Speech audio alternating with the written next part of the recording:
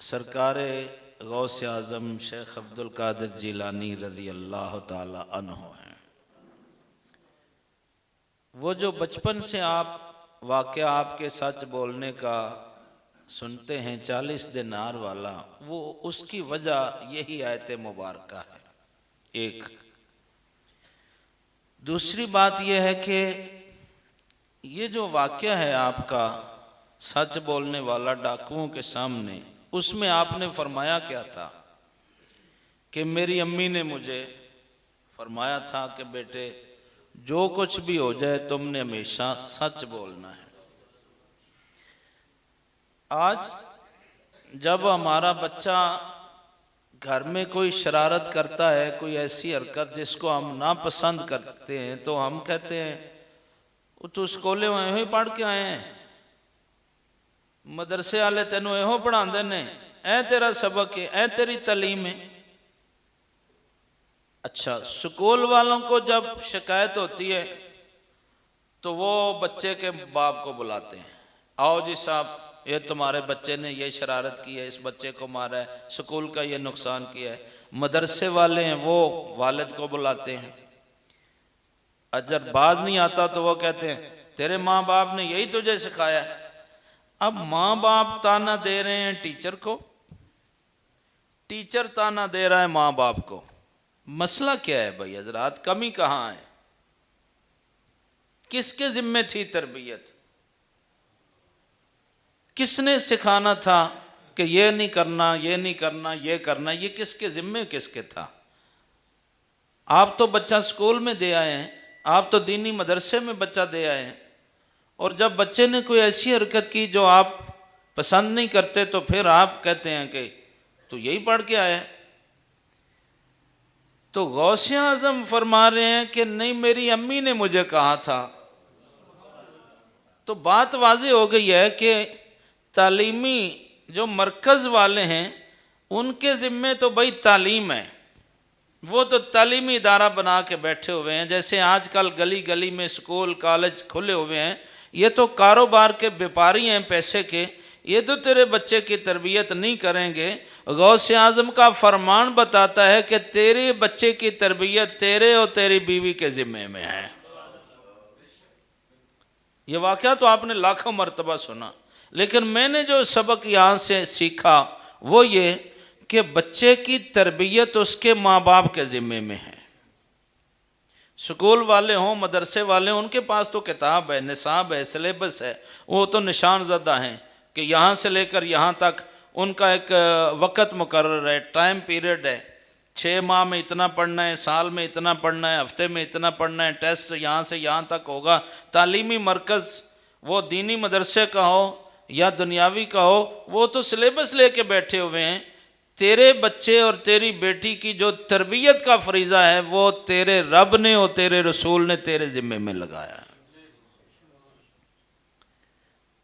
अबू दाऊद शरीफ में जो हदीस है कि करीम आका अलैहिस्सलाम ने फरमाया जब बच्चे 7 साल के हो जाएं तो उन्हें नमाज पढ़ने का हुक्म दो, जब 10 साल के हो जाएं ना पढ़ें तो फिर फरमाया कि नमाज ना पढ़ने की वजह से बच्चों को मारो। अब हमारे आका की शान क्या है? वमा अरसलना इल्ला रहमतल लिल आलमीन, यही शान है ना। अच्छा, तो अब आप भी इस बात पर ईमान रखते हैं, मैं भी ईमान रखता हूँ कि मखलूक खुदा में, हम अल्लाह ताला की बात नहीं कर रहे, मखलूक की बात कर रहे हैं। बच्चों पर, इंसानों पर रसूल करीम सल्लल्लाहु अलैहि वसल्लम से बढ़कर कोई रहम दिल नहीं है। अगर आप कहें कि जी नहीं जी मैं अपने बच्चों के लिए बड़ा मेहरबान हूँ, तो मैं कहूँगा कि हाँ आप बाकी लोगों के बनिस्बत अपने औलाद के लिए मेहरबान हैं, लेकिन आमना के लाल से बढ़कर आप अपने बच्चों के लिए मेहरबान नहीं हैं। हुजूर सबसे ज़्यादा मेहरबान है हम पर, हमारे माँ बाप से, और हमारे बच्चों पर हमसे ज़्यादा अगर कोई मेहरबान है और उनका हमदर्द है तो वो रसूल करीम सल्लल्लाहु अलैहि वसल्लम। लेकिन फिर भी हुजूर फरमा रहे हैं कि नहीं मारो इनको। अल्लामा साहब तशरीफ फरमाए, कारी साहब किधर चले गए? अच्छा चलें। तो ये उस्ताद बैठे हैं, तो मैं इनकी मौजूदगी में ये अर्ज़ करूँगा कि पूरा ज़ख़ीरा दीन जितना भी है कुरान शरीफ और हदीस का, कहीं नहीं है कि बच्चों को मारो।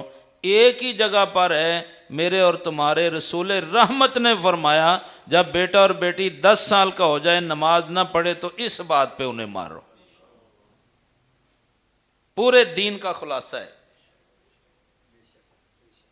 अच्छा, अब अफसोस क्या है? अफसोस ये है मेरे भाई कि अगर बच्चा 7 साल का हो गया है तो नमाज के लिए उसको रग़बत दिलाओ, 10 साल का होकर नहीं पढ़ता तो मारो। अब मारे कौन? किसको हुक्म है? टीचर को? कि नमाज की वजह से? नहीं, माँ बाप को हुक्म है। अफसोस ये है कि अब ना माँ नमाज पढ़ती है ना बाप पढ़ता है। जब वो खुद ही नहीं पढ़ते तो बच्चे को कैसे कायल करेंगे? क्योंकि ये बेटा मोबाइल छोड़ो यार, मेरी बात सुनो, मैं आपको कुछ सुनाने के लिए आया हूँ, सारी रात पढ़ी है, देख लेना इसे। अब मारने का हुक्म किसको? माँ बाप को। तो अब ना माँ नमाज पढ़े ना बाप नमाज पढ़े, तो अब अगर बच्चे को कहें कि जाओ मस्जिद में अजान हो गई है, तो आप बाप बैठे हैं, मैं तो घरों में, आप किस मुंह से बच्चे को कह रहे हैं कि जाओ मस्जिद में अजान हुई है? भाई आप वज़ू करें ना अपने घर में, आपने पाक नबी की सुन्नत अदा करें, घर में वज़ू करें, बच्चे को वज़ू कराएं, उसको वज़ू सिखाएं, उसको वज़ू पढ़ाएं, वज़ू बताएं उसको कैसे होता है, क्यों करते हैं, कैसे करते हैं, क्या सुन्नत है। फिर उसको अपनी उंगली के साथ, उस वक्त उंगली के साथ लगाकर मस्जिद में जाएं जब वो मस्जिद जाने के काबिल हो। 4 साल का 3.5 साल का बच्चा मस्जिद में ना लेके जाएं। इब्ने माजा शरीफ की हदीस है, मेरे और आपके आका ने फरमाया पागलों और बच्चों से मस्जिद को बचाओ। तो आप 3.5-4 साल का बच्चा अपनी टांग के साथ खड़ा करके सफ़ को भी ख़राब करते हैं, और वो बच्चा जब नमाज पढ़ने के काबिल होता है तो फिर वो आपके काबू में नहीं होता।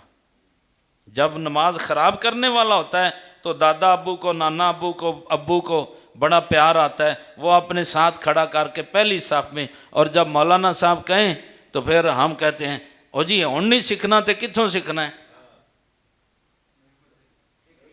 हमारी तरबियत होने वाली है।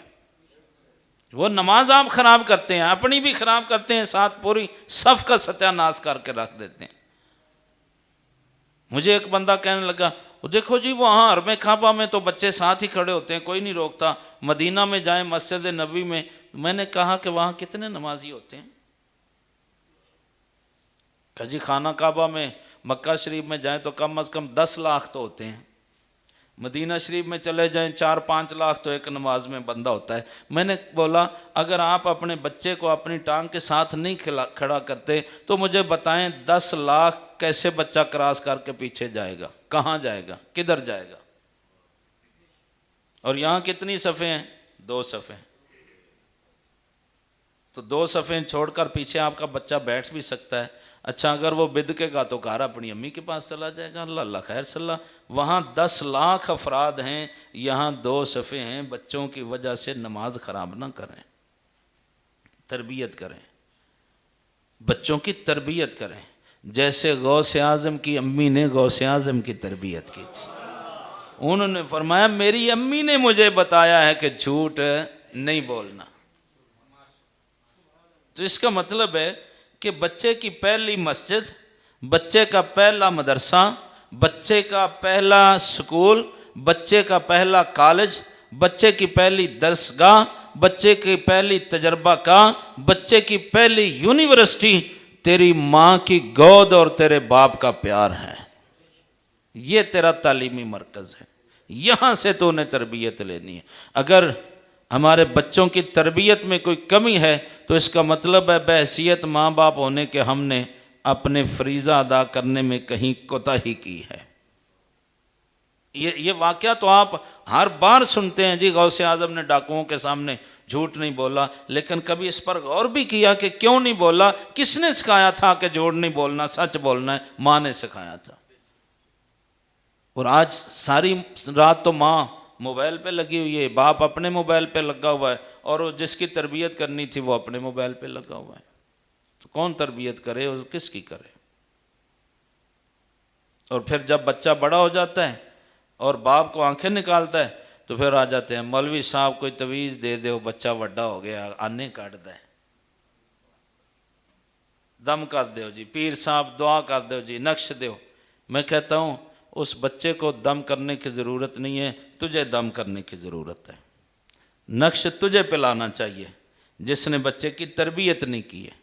जब तरबियत का वक़्त था तो तब तूने बच्चे पर ध्यान नहीं दिया, अब वो तेरे जितना हो गया, अब तुझे आंखें निकालता है। अब मैं नहीं मानता कि पीर के तवीज़ से वो ठीक हो जाएगा। हाँ, पीर तवीज़ देगा, तू पीर की मुट्ठी में 1000 रुपये देगा, उसकी दिहाड़ी खरी हो जाएगी, तेरा बच्चा तरबियत पाए ना पाए उसका काम बन जाएगा।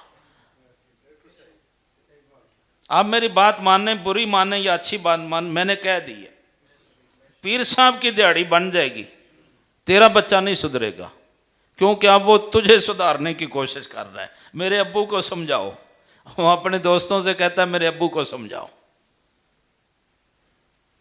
अल्लाह अकबर। शायद आप समझें कि किधर चल पड़े हैं। मैं शान गौसे आज़म में ही रहना चाहूँगा, 11वीं वाले पीर की खिदमत में ही रहना चाहेंगे हम। तो हाँ, एक और तरबियत ले चलें। आज सरकार वैसे भी आज 11वीं शरीफ की रात है, तो 11वीं वाला पीर क्यों कहते हैं? पहली बात यह है कि इसलिए अगर बाप की तरफ से गिनो तो 10वां बाप मौला अली बनता है, माँ की तरफ से गिनो तो 10वीं माँ सैयदा खातून जन्नत बनती है। यह 11वां बेटा है नीचे, इसके ऊपर 10 हैं, बाप भी 10 हैं, माएँ भी 10 हैं, ये 11वां बनता है। एक तो इसलिए इसे 11वीं वाला पीर कहते हैं। और एक और बात है, जिस दिन सरकार गौसे आज़म को दफन करके घर वाले फारिग हुए, आपके मखसूस हुजरे को संवारना चाहा, जहां आप खुसूसी इबादत सर अंजाम देते थे, जब वहाँ से आपका जाए नमाज उठाया गया ना, जिसे हाथ लगाने की किसी को इजाज़त नहीं थी, उसके नीचे से एक पर्चा बरामद हुआ जिस पर बगदाद शरीफ के 1100 गरीब बंदों के नाम लिखे हुए थे। कितने? 1100 लोगों के नाम लिखे हुए हैं। आगे उसके बच्चों की तादाद लिखी हुई है, आगे उसका माहाना खर्चा लिखा हुआ है। ये है 11वीं वाला पीर। तनकीद करना बड़ा आसान है। ओ जी कित्थों आया जी 11वीं वाला पीर? अजी शिरक है जी, 11वीं शिरक है। 11वीं वाले पीर के मुसल्ले के नीचे से घर वालों को भी नहीं पता था कि हर महीने उस 1100 गरीबों के नाम लिखे हुए हैं, आगे उनके बच्चों की तादाद लिखी हुई है, आगे उनका महीने का खर्चा लिखा हुआ है। या अब्दुल कादिर जानता है या कादिर मुतलक जानता है कि कितना दिया जाता है।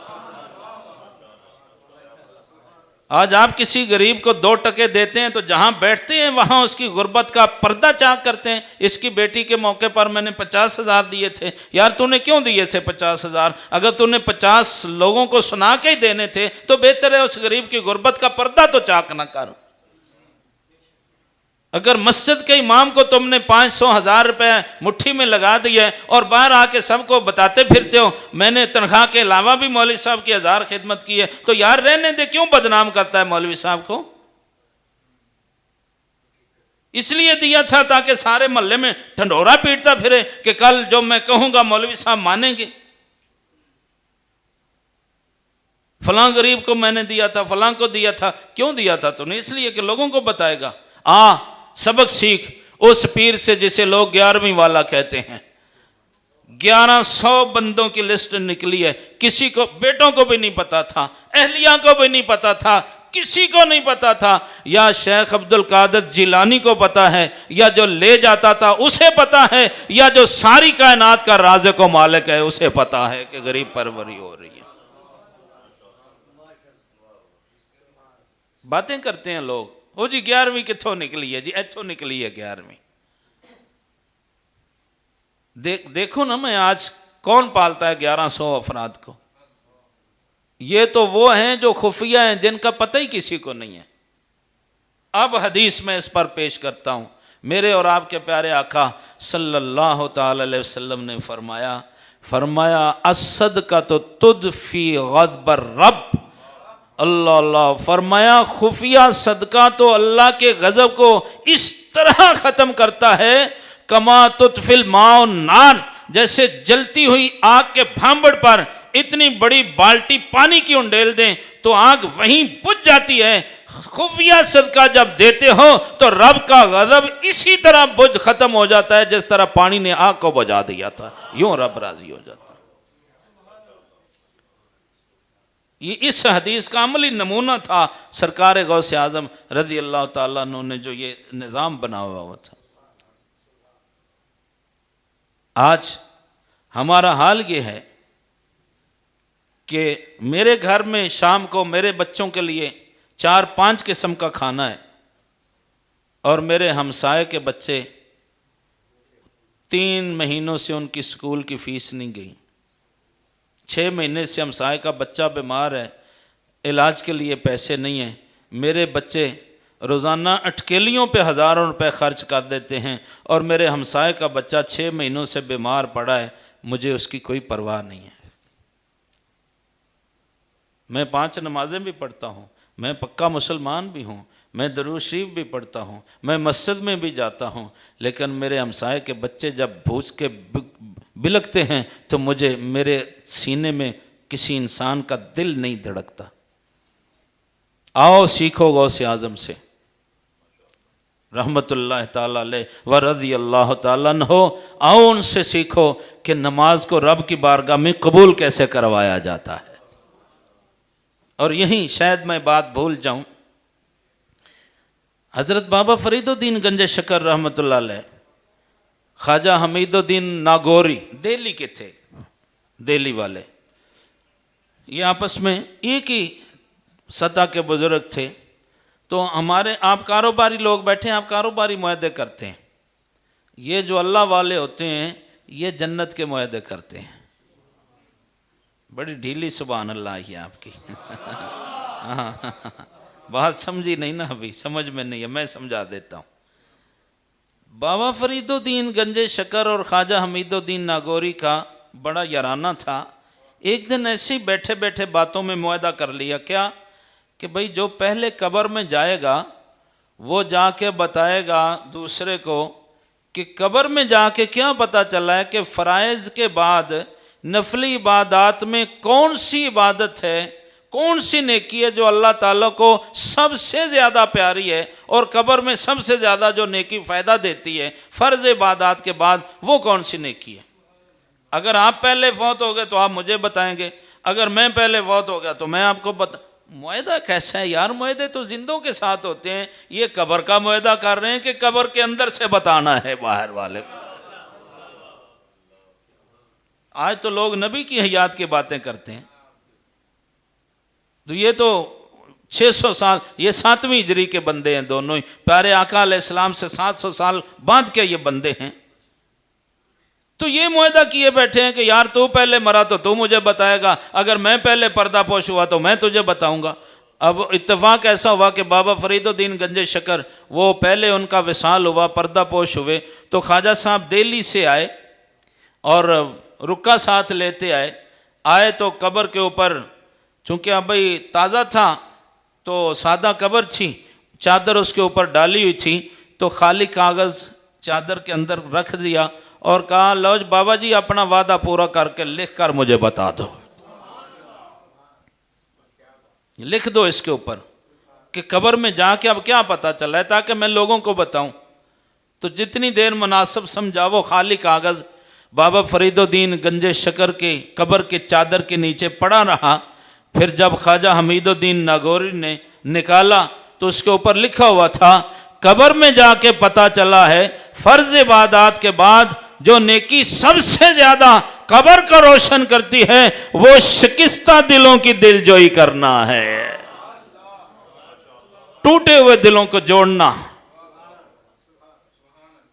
तो तुमने अगर किसी शिकस्ता दिल पर मेहरबानी किया तो पूरे मोहल्ले में ढंडोरा भी पीट दिया है। उसकी गुर्बत का पर्दा भी चाक कर दिया है। करो मेहरबानी अहले ज़मीं पर, खुदा मेहरबान होगा अर्शे बरी पर। और यार तुम लोगों के ऐब छुपाओ, रब तुम्हारे छुपा लेगा। तुम नहीं ये देखते, तुमने तो एक को चंद टके दिए हैं और तुम भूल गए हो, तो उसको देखो ना जो सारी कायनात को दे रहा है। और फिर किसी पर एहसान जतलाने से पहले सोच लो, यार तू ख्याल क्यों नहीं करता कि रब ने तुझे देने वालों में रखा है, लेने वालों में नहीं रखा। तो शुक्र तो कर अपने मालिक का कि कुछ लेने वाले हैं, कुछ देने वाले हैं। अल्लाह अकबर। बल्कि साहिब रूहुल बयान ने लिखा है, उन्होंने लिखा है कि जिसको दो ना उससे शुक्रिया की तवक्को ना रखो, दे कर उसका शुक्रिया अदा करो।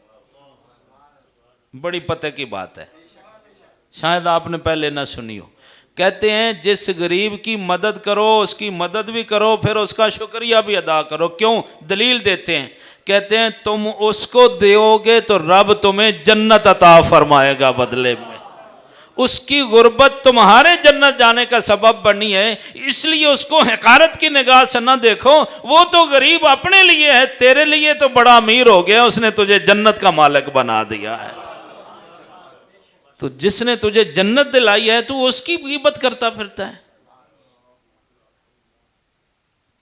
अल्लाह अकबर।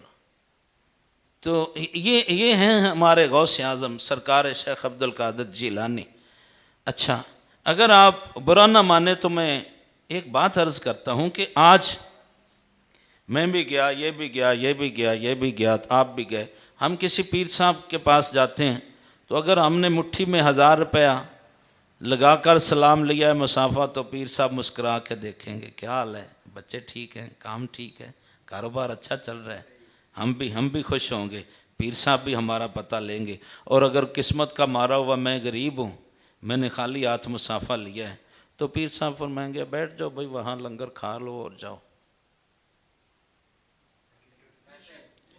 मैं किसी शख्सियत की तरफ मैं इशारा नहीं करता, ना मैं वल्ला मैं बावजू बैठा हूँ, मैं अपने माशरे की अक्कासी कर रहा हूँ कि आज अगर हम ये करें तो तब हमारी पजीराई वहाँ होती है। और अगर हम खाली अकीदत लेके जाएं, आओ मेरे गौस का क्या रवैया है, आज बात तो गौस की होनी है ना। हज के काफिले पे चले हैं, मैं अभी पढ़ के आया, मगरब के बाद तुम्हारी महफिल के लिए मैं मुताला कर रहा था बहजतुल असरार। ये इल्म हदीस के कानून के मुताबिक आपके हालात पर यह किताब अरबी में तरतीब दी गई है। जैसे हदीस में होता है ना पूरी सनद होती है, इसी तरह ये ऐसी किताब है कि ये सरकार गौसे आज़म की तारीफ़ में सनद वाली किताब है। ये तमाम औलिया में सिर्फ आपको एजाज़ हासिल है कि आपके हालात सनद के साथ, जैसे इल्म हदीस में कहते हैं हद्दासना अखबारना, इसी तरह सरकार गौसे आज़म के हालात में वो कहते हैं हमें फ़लाने फ़लाने फ़लाने, पूरी सनद के बाद फिर कहते हैं कि ये बात है, वो सनद के साथ बात है। अल्लाह अकबर। आपके बेटे रिवायत फरमाते हैं, जो बड़े बेटे हज़रत अब्दुल रज़ाक रहमतुल्लाह अलैह फरमाते हैं कि सरकार गौसे आज़म हज के काफ़िले को साथ लेकर बगदाद से चले, तो जब लोगों ने सुना कि आप जनाब हज पे तशरीफ़ ले जा रहे हैं, तो हज़ारों लोग आपके साथ हो गए कि हज तो करना ही है, चलें डबल काम हो जाएगा। इब्ने रसूलुल्लाह है ना, हैं जी। मैंने बताया ना कि अगर बाप की तरफ से जाओ तो 10वां मौला अली पाक, माँ की तरफ से जाओ तो 10वीं माँ सैयदा खातून जन्नत पाक बनती है, ऊपर से नीचे आओ तो 11वीं वाला ये है। तो ये दो समंदर हैं, हसनी भी और हुसैनी भी, जहाँ ये दोनों समंदर आके मिलते हैं, उस पंज नद का नाम अब्दुल कादिर जिलानी है। ये तुम्हारे जनूबी पंजाब में 5 दरिया मिलते हैं ना, जिसे पंज नद कहते हो, पांच नदियाँ हैं जी। ये 5 दरिया वहाँ मिलते हैं ना सिंध में, ये पंजाब जनूब सिंध में मिलते हैं, बावलपुर के। अच्छा, तो वहाँ उसे पंज नद कहते हो, क्यों? कि वहाँ सब 5 दरियाओं का पानी इकट्ठा होकर समंदर बन जाता है। मैं कहता हूँ हसनी दरिया भी आ रहा है, हुसैनी भी बहता हुआ आ रहा है। जहां इकट्ठा होता है उसे अब्दुल कादिर कहा जाता है। अल्लाह अकबर या रसूल अल्लाह। बगदाद शरीफ से बाहर निकले, हजारों का काफिला है। तो आपने देखा थोड़े थोड़े फासले पर झोंपड़ा नमा मकानात हैं, कुछ इकट्ठे हैं चंद मकान, कोई एक दो इधर है, कोई एक दो इधर है। तो आपने एक गुलाम से फरमाया, काफिला रोक दिया, फरमाया यहाँ जायज़ा लो भाई, ये जो वादी हमें नज़र आ रही है, यहाँ कोई सबसे ज़्यादा कोई गरीब घर हो तो उसका पता करो। इन घरों में जो हमें नज़र आ रहे हैं सबसे ज़्यादा जो गरीब हो उसका पता करो। पता किया, उसने आके एक झोंपड़े की तरफ इशारा किया, जी ये जो सामने झोंपड़ा नज़र आ रहा है इसमें एक बूढ़ा बाबा है और उसकी बूढ़ी बेगम है और गालबन शायद कोई बच्चा है बहुत छोटी उम्र का। वो दोनों मियाँ बीवी तो बूढ़े हैं और एक तीसरा बच्चा है, नहीं पता कि वो उनका पोता है, दोता है, अपना है, पिछली उम्र में, वल्लाहु आलम। अच्छा, फरमाया चलो हमें इससे गरज नहीं कि वो बच्चा कौन है, तो ये गरीब है, जी हजूर ये गरीब है। आप सवारी से उतरे, तशरीफ़ ले गए पैदल, काफ़िले वाले कुछ खादम साथ चलने लगे तो फरमाया नहीं आप ठहरो, मैं अकेला जाऊंगा। पहुँचे, सलाम दुआ के बाद फरमाया बाबा जी अगर तुम्हारी इजाज़त हो तो एक रात तुम्हारे मेहमान बन जाए। और वो बूढ़ा बाबा बेचारा, उसकी अपनी 2 टाइम की रोटी नहीं पकती। उसने कहा हुजूर, कहाँ पहचान लिया ना? कहा हुजूर आप और मैं। उसकी आंखों से आंसू आ गए। बूढ़े ने रोकर अर्ज किया, हुजूर हम कहाँ आपकी खिदमत के लायक हैं। फरमाया नहीं बाबा जी, बात ये नहीं है, आप इजाज़त दें, सिर्फ एक रात आपके यहाँ पड़ाव करना है। उसने कहा हुजूर ये झोंपड़ा है, ये जगह है, आप जहाँ पसंद फरमाएं, बाहर तशरीफ़ रखें, अंदर तशरीफ़ रखें, पूछने की हम आपके ग़ुलाम हैं। फरमाया ठीक है। काफ़िले को हुक्म फरमाया, फरमाया आज रात यहीं पड़ा होगा, सुबह इशराक की नमाज़ पढ़ के चलेंगे। अभी सूरज ग़ुरूब नहीं हुआ था, अभी सूरज ग़ुरूब नहीं हुआ। काफ़िले को फरमाया सामान उतार दो, खेमे लगा दो, जो उस वक़्त में काफ़िलों के खेमे लगते थे खेमे लगा दो, यहीं नमाज़ें पढ़ेंगे, फजर की भी इशराक भी, नाश्ता यहाँ से करके फिर काफ़िला आगे चलेगा। अब जाहिर है कि बड़ा काफ़िला था, कोई छुप छुपा के तो जा नहीं सकता था। तो शहर के जो करोड़पति लोग थे उन्हें पता चल गया, ताजर आ गए जी, ज़िम्मेदार इधर उधर से आ गए, हुजूर ये कहाँ आपने पड़ाव कर दिया, इस बेचारे की कुटिया में क्या होगा, आप हमारे यहाँ तशरीफ़ लाए ना, वहाँ ये सहूलतें हैं, ये सहूलतें हैं। फरमाया नहीं, आज हम इस गरीब के मेहमान होंगे। वही मेहमानी, बड़ी मिन्नत से माजिद की, जी हुजूर हम ये करेंगे वो करेंगे, खिदमत ऐसे सर अंजाम देंगे, ऐसे देंगे। फरमाया नहीं भाई, हमने बाबा से वादा कर लिया है, आज इस गरीब बाबे की कुटिया में ही रात गुजारेंगे। फरमाया लंगर पकाओ। जो हाजियों के पास अपना लंगर था पकाया गया। फरमाया बाबा जी को भी दो भाई, वो तो मेज़बान है। फरमाया इनको भी दो, उनको भी दिया। ठहरे, अब हुआ क्या कि जब जितने उमरा आए थे, पैसे वाले आए थे, करोड़पति लोग आए थे कि जी हमारे यहाँ चलें, हमारे यहाँ चलें, उन्होंने बड़ी मिन्नत से माजद की। जब आपने फरमाया ना, हतमी फैसला दे दिया कि भाई हम कहीं नहीं जाएंगे, यहीं रहेंगे, तो अब वो आए।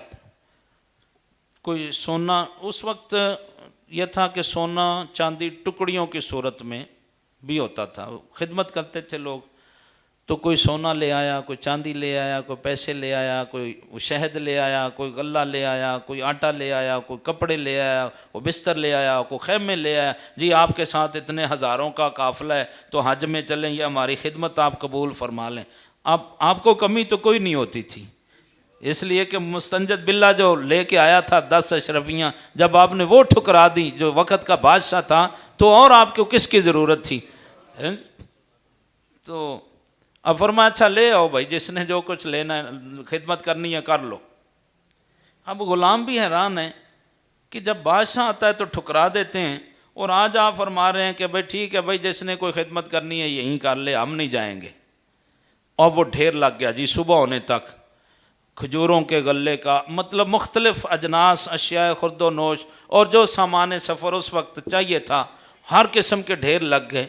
फजर की नमाज पढ़ी गई, नाश्ता हुआ, इशराक की नमाज पढ़ी गई। बाबा जी से फरमाया, बाबा जी ये सारा आपके लिए है, हम तो आज पे चले हैं। बाबा जी ये आपके लिए है, इसलिए हमने पड़ाव यहाँ किया था। मुझे दिखाओ कोई आज पीर ऐसा दिखाओ ईमान से, कोई आज सखी ऐसा दिखाओ यार। बात करनी बड़ी आसान है, तनकीद कर देते हैं। ओ जी कितों आई है जी 11वीं, ओ जी की है जी शेख अब्दुल कादर। मैं कहता हूँ ये है शेख अब्दुल कादर का तारफ, इसलिए उसे कहते हैं पीराने पीर, वो पीरों का पीर है।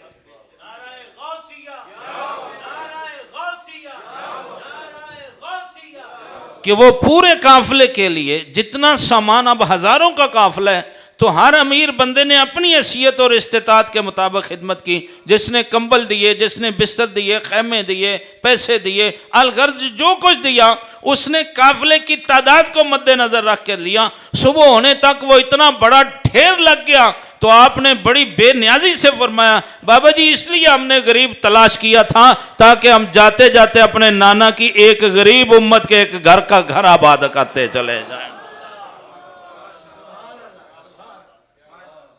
ये है हजरत गौसे आजम,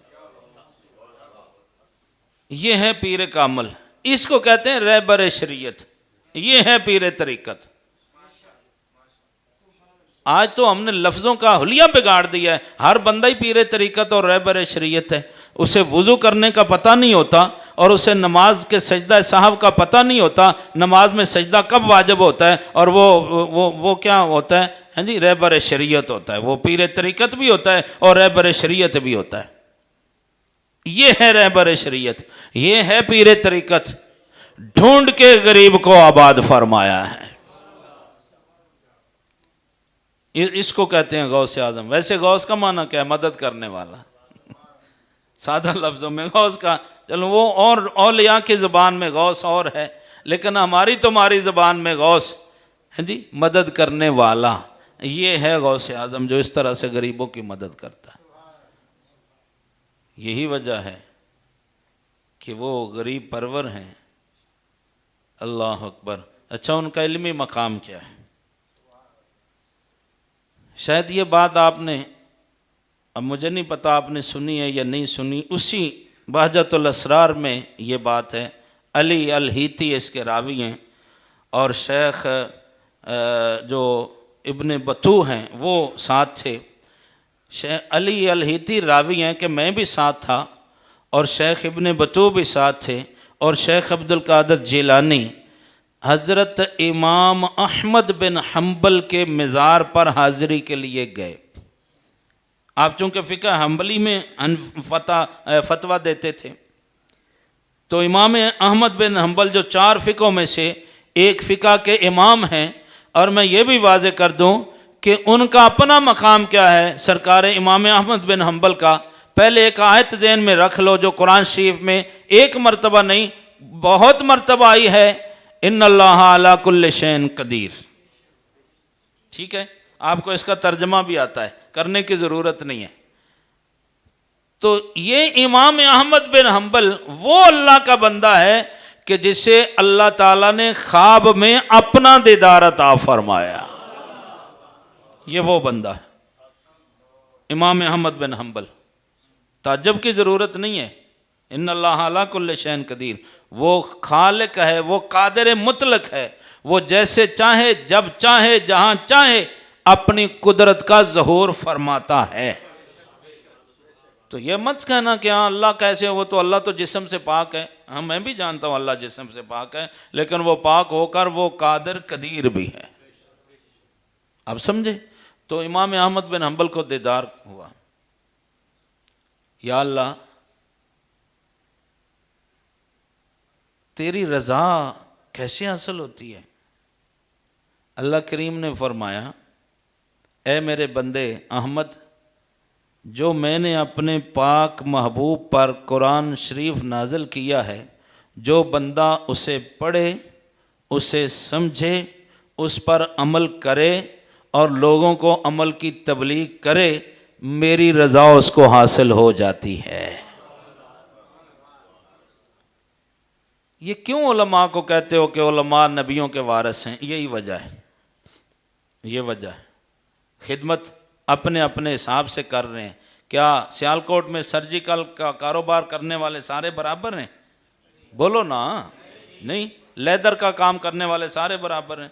भाई किसी का 5 लाख तक महदूद है, कोई 5 करोड़ में काम कर रहा है, कोई 5 अरब में कर रहा है। ठीक है ना? तो इसी तरह दीन के खिदमतगार भी, कोई खाली हाफज है वो हिफज की खिदमत कर रहा है, कोई कारी है वो उस तरह से खिदमत कर रहा है, जो अल्लामा और मुफ्ती है वो उस तरह से खिदमत कर रहा है, और जो दाता अली जवेरी है वो उस तरह से खिदमत कर रहा है। मरातब है ना। आप कारोबारी लोग हैं जी। चलें, आपके लिए मैं, वैसे तो बड़ी शान है, सिर्फ समझाने के लिए। जो खाली हाफज है उसको समझो कि वो 5 लाख का कारोबार सर्जिकल का या लेदर का कर रहा है, और जो अल्लामा भी है उसको समझो वो 5 करोड़ का बिजनेस कर रहा है। हैं जी, दर्जे है ना। तुम्हारी ज़ुबान बोल रहा हूँ। ये जो दाता अली अजवेरी और फरीदुद्दीन गंजे शकर हैं, ये अरबों का कारोबार करते हैं। तो ये सतह होती है कारोबार की। मैं क्या अर्ज कर रहा था, इमाम अहमद बिन हम्बल को दीदार करवाया तो फिर पूछा अल्लाह ताला से कि तेरी रज़ा कैसे हासिल होती है? फरमाया मेरी रज़ा, जब बंदा चाहे कि मैं रब से तन्हाई में बातें करूं, तो मैंने जो महबूब पर कुरान नाजिल किया है उसे लेके बैठ जाए, वो मुझसे बातें बराह रास्त करने चलने लग जाता है। इमाम अहमद बिन हम्बल ने फिर अर्ज किया, या अल्लाह, जो बंदा तर्जमा ना जानता हो, तशरीह ना जानता हो, तो फिर उसको तेरी रज़ा का। अब हर बंदा तो इस काबिल नहीं है कि वो तर्जमा जाने, तशरीह जाने, तफसीर में जाए। हर मुसलमान तो ऐसा नहीं हो सकता, तो फिर उसको तेरी रज़ा कैसे हासिल होगी? फरमाया जो तर्जमा और तफसीर नहीं जान सकता, वो मेरे पाक कलाम को पढ़े ये समझकर कि ये कलाम मैंने अपने महबूब पर नाजिल किया है, मैं भी बरहक हूँ, मेरा महबूब भी बरहक है, इस कुरान में जो लिखा है ये भी बरहक है, वो हक को मान ले, मेरी रज़ा उसको भी अता हो जाएगी, उसको भी हासिल हो जाएगी।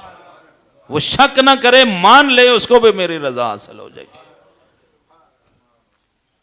ये इमाम अहमद बिन हम्बल है। इनके मिज़ार पर जब सरकार गौसे आज़म गए, मैं बात उनकी सुनाने वाला था, मैंने कहा चलें थोड़ा सा तारफ आपको बता दें कि इमाम अहमद बिन हम्बल किस पाए का बंदा है। तो उनके मिज़ार पर गए तो अली अल हिती कहते हैं, मैंने भी देखा, शेख इब्न बतू ने भी देखा कि जब आपने हजूर गौसे आज़म ने सलाम पेश किया, इमाम अहमद बिन हम्बल कब्र से बाहर निकल आए, निकले बाहर। हमने ज़ियारत की, इमाम अहमद बिन हम्बल कब्र से बाहर निकले और हजरत शेख अब्दुल कादिर जिलानी को सीने से लगाया, उनकी पेशानी को बोसा दिया और फरमाया, अब्दुल कादिर मैं तुझसे राजी भी हूं और तेरी मार्फत की बातों में मैं अपनी कब्र में भी इस्तिफादा फरमाता हूं। तू जो अपने नाना जान के दीन की तबलीग करता है, जो मैंने फिका इजाद की थी उसको सहारा तूने दे रखा है। तो तेरा इल्म मार्फत का, हकीकत का, शरीयत का, अहवाल का, फरमाया अल्लाह ने तुझे इतना बाकमाल कर दिया है कि आज तू मेरी कब्र पे आया है, मुझसे रहा नहीं गया, मैं किसी के लिए कब्र से बाहर नहीं निकला, आज पहली और आखिरी मर्तबा तेरे लिए कब्र से बाहर निकला हूं। ये है शेख अब्दुल कादिर जिलानी। इनको कहा कि इसलिए हम इन्हें मानते। अच्छा, जब कब्र से बाहर आ गए तो जाहिर है कि जो वहाँ है, इसका मतलब है उसको भी मिल सकते हैं, और फिर कहीं दूर भी जाना चाहें तो उसको भी मिल सकते हैं। चलें, इस ज़िमन में मैं एक बात बता देता हूँ। शरकपुर शरीफ वाले मियाँ शेर मोहम्मद सर रहमतुल्लाह ताला अलैह, शरकपुर शरीफ ज़िला शेखुपुरा, उन्होंने ज़ियारत की ख्वाब में सरकार गौसे आज़म की। तो पूछा, हज़रत आपका कोई हिंदुस्तान में कोई नायब है को हम बगदाद ना जा सकें तो आपका फैज़ यहाँ अभी पाकिस्तान तो चूँकि बना नहीं था, इसलिए उन्होंने हिंद का लफ्ज़ बोला कि हुजूर कोई आपका नायब यहाँ हिंदुस्तान बर्रे सगीर में कोई है, ताकि अगर हम वहाँ ना पहुँच सकें तो वो प्यास यहाँ से बुझा लें आपकी। तो सरकार गौसे आज़म ने फरमाया, हाँ शेर मोहम्मद, हमारा नुमाइंदा बर्रे सगीर में हिंदुस्तान में है, उसके पास चले जाया करो। तुम उसके पास पहुँच गए तो समझो तुम मेरे पास आ गए। कहा, हुजूर कौन है? फरमाया, अहमद रजा बरेली में रहने वाला मेरा नुमाइंदा है। फरमाया, अहमद रजा मेरा नुमाइंदा है, वो जो उस तक पहुंच गया वो मुझ तक पहुंच गया। इसलिए अहमद रजा फरमाता है, तेरी सरकार में लाता है रजा उसको शफी जो मेरा गौस है और लाडला बेटा तेरा। जारी रहेगा, जारी रहेगा। फरमाया, अहमद रजा मेरा नायब है, वो मेरा नुमाइंदा है, बर्रे सगीर के लिए हमने उसे मुकर्रर किया। और फिर मैंने पहले जो आपको मिसाल दी है ना दर्जा बंदी की, इसी तरह से दर्जा बंदी होती है। यहाँ सियालकोट में कई मरतबा आ चुके हैं अल्लामा अब्दुल तवाब सिद्दीकी साहब, अब चंद साल हुए हैं फौत हो गए। उनके वालिद साहब मौलाना मोहम्मद उमर इच्छरवी, मुनाज़िर इस्लाम, उनका वाक़या जनूबी पंजाब का। किसी गांव में 11वीं शरीफ के लिए कुछ नौजवान लड़कों ने उनसे वक़्त लिया मौलाना मोहम्मद उमर इच्छरवी से। किसी और जगह पर उनका बयान था, जैसे आज हम यहाँ बैठे हैं तो यहाँ कोई दोस्त बैठा हो तो वो कहे कि जी फ़लाँ दिन हमारे घर में भी महफ़िल होगी तो आप आ जाएं। मुझे कह दे, अल्लामा रफ़ीक सईदी साहब को कह दे, हैं जी इरफान साहब को कह दे कि जी आपने कलाम रज़ा पढ़ना है, आप भी आ जाएं। अच्छा, आपको भी दावत दे दें भाई आप सुनने के लिए। तो वो बच्चे किसी गांव से दूसरे गांव में गए जहां मौलाना मोहम्मद उमर इच्छरवी बयान कर रहे थे। तो बच्चे बड़े मुतासर हुए, नौजवान लड़के थे। उन्होंने कहा, हज़रत फ़लाँ महीने की फ़लाँ तारीख को हमारे गांव में आप आके ख़िताब कर सकते हैं 11वीं शरीफ पर? तो उन्होंने फरमाया, हाँ मैं आ जाऊँगा लाहौर से। ये जब पाकिस्तान ताज़ा ताज़ा बना था उन दिनों का वाक़या है। और फरमाया मैं आ जाऊँगा। अब कहीं से रेलगाड़ी पर, कहीं से तांगे पर, कहीं से पैदल, कहीं कोई बस मिल गई वगैरह। तो इस तरह से अल्लामा साहब मौलाना मोहम्मद उमर इच्छरवी उस मुकर्रर उन्होंने अपने डायरी में लिख लिया। तो उस दिन वो वहाँ पहुँचे, गांव में पहुँचे। जिस बच्चे का नाम लिखा हुआ था उसके घर का पता किया तो उन्होंने माजरत की, कहा कि हज़रत साहब हम लाहौर का किराया दे देते हैं, आप महफ़िल नहीं करेंगे, माजरत चाहते हैं। फरमाया क्यों भाई? कहा जी ये हमारे गांव के साथ ही इस ज़िले का सबसे बड़ा ज़मींदार जो है ना, वो कहता है कि 11वीं शिरक है और जो यहाँ शिरक करेगा मेरे इलाके में मैं उसको कत्ल कर दूँगा। तो लिहाजा वो पूरे ज़िले की पुलिस भी उससे डरती है। वो जो इतना बड़ा ताकतवर है जी, वो कुछ मजहबी लोग हैं, वो कहते हैं 11वीं शिरक है। तो वो हमा वक्त उसके डेरे पे आते हैं, खाते हैं, पीते हैं, डकारते हैं, रहते हैं वहाँ। कोई बात है? अच्छा चले तवज्जो से सुन लें। तो जी वो डेरे पर आते रहते हैं और वो उनका रंग ढंग सारा मजहबी है। तो वो उसे बताते हैं जी ये 11वीं तो शिरक है, ये तो बिदत है, ये तो कुरान के ख़िलाफ़ है, ये तो हदीस के ख़िलाफ़ है, तो नहीं होनी चाहिए। पता कैसे चला? कि वो नौजवान लड़कों ने बड़ों से चंदा इकट्ठा किया। अंकल जी चंदा दे दें, फ़लाँ दिन हमने 11वीं का जलसा करना है, मामू जी चंदा दे दें, चाचू जी चंदा दे दें, ताया अबू चंदा दे दें, हैं जी चौधरी साहब थोड़ा चंदा दे दें, हमने फ़लाँ दिन 11वीं करनी है। तो वो मशहूर होगा कि लाहौर से मौलाना मोहम्मद उमर आ रहे हैं। तो फिर पता चला कि ये तो शिरक है, तो हम अपने इलाके में शिरक नहीं होने देंगे। तो अब वो जो मजहबी नुमाइंदे थे, वो सबसे बड़ा जो उस ज़िले का जागीरदार था, ज़मींदार, उन्होंने उसे तैयार कर लिया कि भाई अगर कोई मामूली बंदा कत्ल करेगा तो उस पर केस होगा। पुलिस वाले तो अब तेरे तो पुलिस वाले हम वक्त चरणों में आके बैठते हैं, खाते हैं, पीते हैं, तो तेरे तो खिलाफ वो कुछ नहीं करेंगे, लिहाजा ये शिरक वाला मौलवी जिंदा नहीं जाना चाहिए। उसने कहा कोई बात नहीं मौलाना, ये नहीं जाएगा, एक मौलवी क्या 100 भी आ जाए तो मुझे क्या परवाह है। अब वो पूरे ज़िले का मालिक था। तो बच्चों ने कहा जी हजरत साहब आप ये किराया ले लें और वापस चले जाएं, हम इतना बड़ा ख़तरा मोल नहीं ले सकते। ये मौलाना मोहम्मद उमर इछरवी रहमतुल्लाह अलैह उन्होंने फरमाया अगर मैं लाहौर से किराया भर के आ गया हूँ तो इतनी मेरी जेब में है कि मैं वापस भी जा सकता हूँ। मैं अपना किराया लेके आया हूँ वापसी का, मुझे तुम्हारे किराए की ज़रूरत नहीं, लेकिन मेरा नाम है मोहम्मद उमर। मैं तो 11वीं का जलसा किए बगैर नहीं जाऊंगा। बाकी रहा मेरा कत्ल, तो लाओ जितने गवाह कहते हो मैं साइन कर देता हूं, मेरा कत्ल तुम्हें माफ है। कोई इससे बढ़कर बात है? मैं लिख देता हूं, अंगूठा लगा देता हूं, साइन कर देता हूं, लाओ पूरा गांव ले आओ, ताकि बाद में मुकदमा हो तो मेरे घर वालों को पता हो कि मैंने अपना कत्ल तुम्हें माफ़ कर दिया। मेरा कत्ल तुम्हें माफ़ है, लेकिन मोहम्मद उमर जहां आ जाता है वहां खिताब किए बगैर जाता नहीं है। तो मेरी तबीयत में नहीं है अब जलसा किए बगैर जाना, अब तो यह जलसा होगा।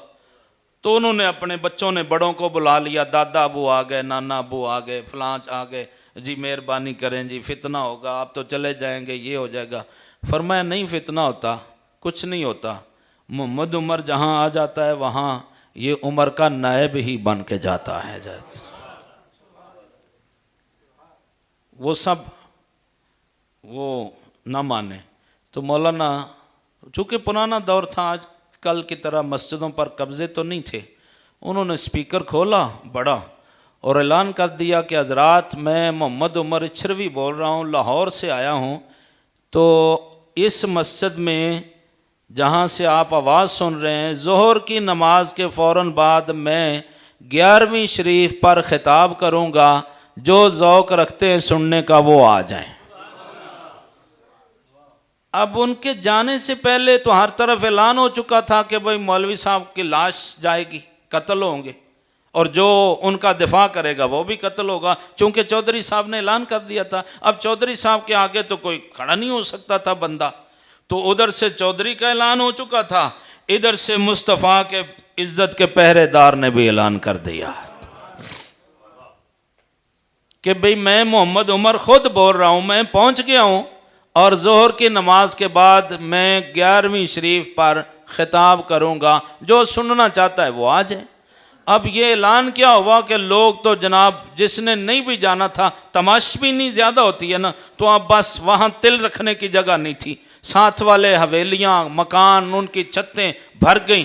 चौधरी भी आ गया और जो चौधरी को शिरक का सबक पढ़ाने वाले थे, हाँ जी, मज़हब के ठेकेदार, तौहीद के जिनको हैज़ा हुआ था वो भी आ गए और वो भी सामने आके बैठ गए। अब स्टेज लग गया, मौलाना साहब ने तकरीर शुरू कर दी, चौधरी सामने बैठा है बंदूक लेके, वो 2 नालिया बंदूक देखी है ना आपने, सादा वो बंदूक थी उसके पास, वो लेके जब 10-15 मिनट खिताब हुआ ना तो उठ खड़ा हुआ, ए मौलवी सीधा हो जा, तेरे सीने में गोली मारूंगा, ये क्या शिरक का अड्डा तुमने बना रखा है, कहाँ 11वीं वाला, क्या तमाशा है, तुमने खाने पीने का बहाना बना रखा है, कोई 11वीं नहीं होगी आज के बाद, तुम कुरान की तौहीन करते हो, तौहीद को ख़तरे में डाला हुआ है तुमने, किसने 11वीं मनाई थी। मौलाना ने तकरीर बंद कर दी। चौधरी ने घड़ी पहनी हुई थी, चौधरी है ना, चौधरी था, बड़ी आली शान। फरमाया चौधरी साहब घड़ी पर टाइम क्या हुआ है?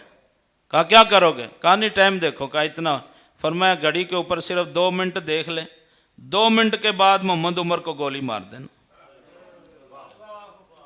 सिर्फ 2 मिनट दे दो। अब उसका मतलब ये था कि मिन्नत करेंगे, सिमाजत करेंगे, किसी को सिफारिश के लिए किसी को बुलाएंगे। फरमाया चौधरी साहब मैं भी यहीं खड़ा हूँ, जाता नहीं, आप भी वहाँ खड़े रहें और गोली इसमें रहने दें, गोली नहीं निकालनी, सिर्फ 2 मिनट का वक़्त दे दें घड़ी के ऊपर, 2 से ऊपर 1 सेकंड भी नहीं होगा, आप मुझे गोली मार दें। अब सारा मजमा हैरान हो गया, सन्नाटा छा गया। मौलाना ने तकरीर बंद की और आंख भी बंद कर ली। बस आंख बंद की ना तो चौधरी धड़ाम से गिर गया, जहां खड़ा था वहीं गिर गया और बंदूक भी गिर गई। और वो कब कभी तारी होगी, कहा ओ जी मर गया मर गया मर गया, चौधरी मर गया। मौलवी साहब ने जादू कर दिया, फरमाया कोई हाथ ना लगाए, ये मरा नहीं, ये आज ऐसा जिंदा होगा क़यामत तक जिंदा रहेगा। पीछे हट जाओ, कोई बंदे लगे ना पकड़ने, पकड़ो जी, ये हो गया, मुंह से झाग निकलना, पसीनो पसीनी हो गया, फड़फड़ा रहा है, फरमाया इसके करीब कोई ना जाए, पीछे हट जाओ, अगर मर गया तो मैं जिम्मेदार हूं, मुझ पे कत्ल डाल देना। तो सब पीछे हट गए, डर गए सब। अब कुछ मिनट वो तड़पता फड़कता रहा, पसीने से शराब हो गया। कुछ देर के बाद उसकी हालत सुधरी। चौधरी खड़ा हुआ, कहा हजरत साहब मुझे माफ़ कर दें, हाथ बांधा। और मौलाना मोहम्मद उमर छिरवी ने सोनक और फरमाया चौधरी यार बड़ा चाह था, ये मार गोली, चला गोली, इससे ऐसे बाजू खोल दिए, सीना खोल दिया। फरमाया बड़ा मज़ा आएगा यार चौधरी, तू पूरे ज़िले का सबसे बड़ा चौधरी है, तुझे किसने पूछना है मेरा कत्ल, मैं वैसे ही कह चुका हूँ, लोगों सब सुन लो, मैंने अपना कत्ल चौधरी को माफ़ कर दिया। घोड़ा दबाओ यार चौधरी साहब, तुझे गोली मारने का मज़ा आए, मुझे गोली खाने का मज़ा आएगा। तुमने भी पहले बड़े कत्ल किए होंगे, हमें भी बड़े वाक़यात पेश आए, लेकिन आज इन सब लोगों के सामने चोरी छुपे नहीं, मैं सबके सामने ऐलान करता हूँ मेरा कत्ल माफ। अब चौधरी हाथ बांध के खड़ा है, जी हजरत साहब मुझे माफ़ी दे दें, मुझे नहीं पता था, मुझे इन लोगों ने, ये जो मेरे साथ बैठे हैं, इन्होंने मुझे गलत सबक पढ़ाया, अल्लाह के लिए मुझे माफ़ कर दें। अब बात ये थी कि या चौधरी को पता था या मौलाना मोहम्मद उमर को पता था कि हुआ क्या है। अब वो हाथ बांधे खड़ा है, रो रहा है, उसकी सिसकियां बंधी हुई हैं और मौलाना मुस्कुरा रहे हैं। वो चौधरी गोली मार यार, गोली मार, मजा आएगा। अब लोगों पर सख्ता तारी है, तो किसी को अंदर की कहानी का पता नहीं है। चौधरी वहां खड़ा है, फरमाया अच्छा तू नहीं बोलता, इधर आ जा, बंदूक ले आ। अब चौधरी बंदूक लेके आया, मौलाना के कदमों पे रखी और गिर गया। फरमाया अब स्पीकर में बता क्या हुआ है। अब चौधरी बताने लगा। चौधरी ने बताया लोगों, ये जब मैं गिरा हूं ना, जो मेरी जो तुमने हालत देखी है, मुझे तो नहीं पता कि मेरी हालत क्या हुई है, मुझे नहीं पता। अब मैं संभल गया हूं, मुझे अब पता है कि बस मैं गिरा, इतना मुझे पता है कि मैं गिरा हूं, आगे मुझे अपने हाल का नहीं पता मेरे साथ क्या हुआ है। हाँ मुझे इतना पता है कि जब मैं गिरा हूं तो एक ऐसी हस्ती ने मुझे दीदार करवाया है कि 14वीं के चांद से ज्यादा उनके चेहरे पर हुस्न था और उनके हुस्न का जलवा बर्दाश्त नहीं हो रहा था। और वो कह रहे थे ओ चौधरी मैं अब्दुल कादिर जिलानी 11वीं वाला पीर हूं और मोहम्मद उमर तो हमने रखा हुआ है, ये तो हमने लाहौर से भेजा था, तो इसे मारना चाहता है। अगर जन्नत में जाना चाहता है तो उमर के कदमों में पड़ जा, इसका हो जा, तब तुझे जन्नत मिलेगी। अगर इनके कहने पे चला, जिनके कहने पे तो मारने के लिए आया है, ये भी जन्नत में जाएंगे, तू भी जाएगा। अगर जन्नत में जाना चाहता है तो उमर इछरवी के पांव में पड़ जा। ये स्पीकर में बताया और चौधरी ने बंदूक सीधी कर दी। वो जो आए हुए थे फिर वो जूते छोड़कर भागे। अब चौधरी की मजबूरी ये थी कि पीछे से गोली नहीं मार सकता था क्योंकि मजमा बड़ा था, किसी को नाजायज लग जाती तो बेचारा कोई नाजायज मर जाता। अब चौधरी की मजबूरी ये थी कि गोली नहीं मार सका और वो जूते छोड़कर भाग गए। अब वो तो भाग गए, अब चौधरी ने ऐलान किया जब तक मैं जिंदा हूं और जब तक मोहम्मद उमर इछरवी जिंदा है, हर महीने मेरे डेरे पर गौसे आजम की 11वीं होगी और मोहम्मद उमर का खिताब हुआ करेगा।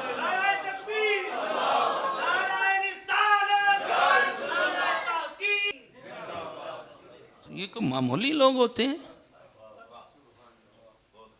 कितने तुम यार फैक्ट्रियों के मालिक लोग बैठे हो, तुमने गनमैन रखा होता है कि नहीं? बोलो ना, गनमैन रखा होता है फैक्ट्री के ऊपर? यार तुम एक आम इंसान हो, हम जैसे, हम तुम सब बराबर हैं। वो गनमैन भी तुम जैसा, तुम उस जैसे। तुमने उसे अपनी फैक्ट्री की हिफाजत के लिए रखा हुआ है ताकि कोई बाहर लिखा भी होता है गैर मुतल्लका अफराद का दाखिला ममनू है, ऊपर गनमैन रखा हुआ है, गेटमैन खड़ा हुआ है जी, वो 100 तफ्तीश करता है, तो आप उसका ख्याल रखते हैं। तो जो मुस्तफ़ा ने अपने दीन के पहरेदार खड़े किए हुए हैं उनका ख्याल नहीं रखा जाता? आप ऐसे ही समझते हैं उलमा के खिलाफ बातें करते हैं लोग। ये मुफ्ती मुनीबुर रहमान ने जुमला बोला था, मैं तो हर जगह पे वो दोहराता हूँ, बहुत खूब बोला था। कहा लोग हमें ताने देते हैं, मौलवियों ने दीन ठेके पे लिया हुआ है। तो मुफ्ती मुनीबुर रहमान ने कहा नहीं, हम दीन के ठेकेदार नहीं, हम दीन के चौकीदार हैं, हम दीन के पहरेदार हैं। क्यों होता है पहरेदार? गनमैन का क्या काम होता है? गेट पे जो खड़ा होता है, कोई गैर मुतलका बंदा अंदर ना आए।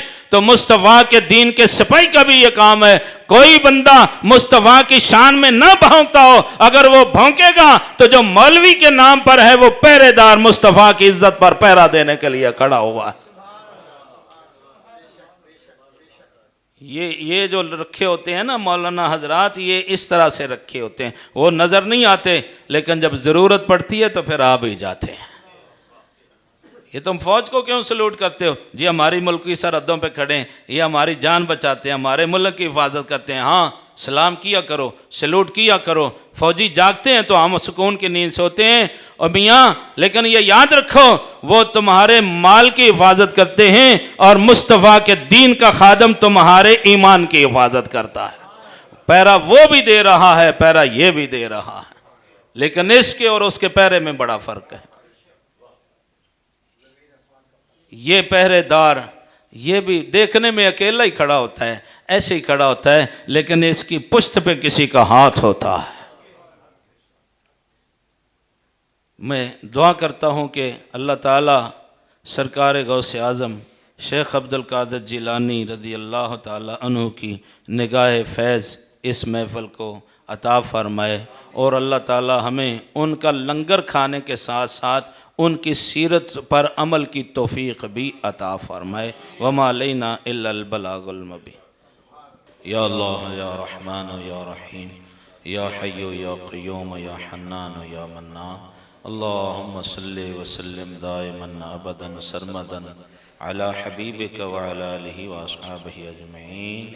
या अल्लाह करीम, महफ़िल शरीफ में जो कुरान शरीफ पढ़ा गया, नाते रसूल पाक पढ़ी गई, जो तेरे महबूबों का तज़किरा हुआ, जो मेहमानों के लिए मेहमान नवाजी का अहतमाम हुआ, इन तमाम सवाब की चीज़ों को अपनी बारगाह में कबूल फरमा, और हदिया अक़ीदत इमामुल अंबिया ख़ातमुल मुरसलीन अलैहिस्सलाम की बारगाह में कबूल फरमा। हुज़ूर के अहले बैत अतहार, सहाबा कराम, हज़रात व ख़वातीन, तमाम उलमाए हक़्क़ा, तमाम औलिया की खिदमत अतहर में कबूल फरमा। खुसूसन शेख़ुल मशाइख़ अस्सय्यद अस्सनद मंबए जूदो सख़ा, मरकज़ अनवार मुस्तफ़ा और नायब अलीयुल मुर्तज़ा, मज़हर हसनैन करीमैन, नजीबुत तरफ़ैन अस्सय्यद शेख अब्दुल कादिर जिलानी रज़ी अल्लाह अन्हु की खिदमत में आज की महफ़िल का हदिया कबूल फरमा। इन हज़रात औलियाए किराम ने जो तेरी तरफ जाने वाले रास्तों की हमें निशानदेही की है, हमें उन रास्तों का मुसाफिर बना। जिस तरह उन्होंने अपनी सीरत को संभाल के रखा, उनकी इत्तिबा में हमें भी अपनी सीरत की जो इस्लाह है उसकी तौफ़ीक़ अता फ़रमा। जो बानियान महफ़िल हैं, हमारे साथी जो महाना ये हदिया पेश करते हैं, इनकी अक़ीदतों से, इनकी खिदमतों से बढ़कर इन्हें इसका नेमुल बदल अता फ़रमा। जितने दोस्त आके इस महफ़िल को ज़ीनत देते हैं, ऐ अल्लाह इनके घरों को ज़ीनत अता फ़रमा। जितने हज़रात उलमाए किराम आते हैं, जो भी आते हैं, नात ख़ानान आते हैं, तारीफ़ व तौसीफ़ करते हैं, क़ुर्रा हज़रात, सब की हाज़िरी को कबूल फ़रमा। लंगर में जो हिस्सा डालते हैं उनके लंगर में बरकत फ़रमा। बीमारों को शफ़ा अता फ़रमा, बे औलादों को औलाद अता फ़रमा, औलाद वालों के मामलात में आसानियाँ फ़रमा। हमारे मुल्क को जानबूझकर आग और खून की होली में धकेला जा रहा है, मालिक मुल्क पर रहम फ़रमा। ये तेरे और तेरे हबीब के नाम पर लिया गया था, अब ये दहशतगर्दों के हत्थे चढ़ गया है। ऐ मालिक करीम, ईमान के इस खित्ते की तो आप हिफाजत फरमा। सल्लल्लाहु तआला अला हबीबिही सय्यदना व मौलाना मुहम्मद व आलिहि व अस्हाबिही अजमईन बिरहमतिका या अरहमर राहिमीन।